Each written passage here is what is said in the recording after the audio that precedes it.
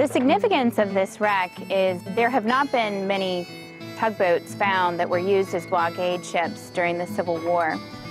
In fact, there's only one other shipwreck that we know of that's like Narcissus that has even been looked at, and that's off the coast of North Carolina. And looking at this site archaeologically as well as historically allows us to really understand a lot more about the inshore blockade operations that were utilized during the American Civil War. For the last 5 or 6 years, we've only been able to record the ship's construction, the machinery, engine, what's left of the boiler. Today's recovery of the lantern adds a humanistic quality to the interpretation of this site. And because the Navy gave us permission to bring this up, this will be a tangible reminder that this ship was crewed by people exactly like us. It brings a little bit of color to history and perhaps brings history a little bit closer to all of us. The Aquarium's mission is to entertain, educate, and inspire stewardship about our natural environment, and this project does all three.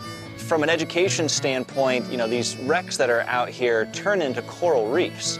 So that you have history education, you have ecology education, you have conservation education, and this project fits right into it.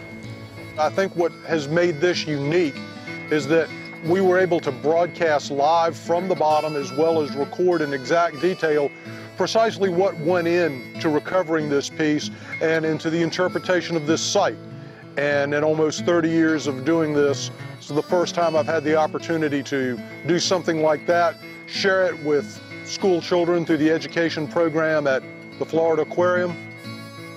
Pretty special.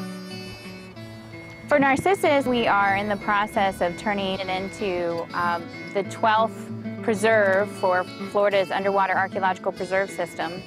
And we've received permission from the United States Navy to do this, which is really neat because it's the first time that the Navy has allowed one of their ships to become part of a preserve system that anybody can go out and dive on.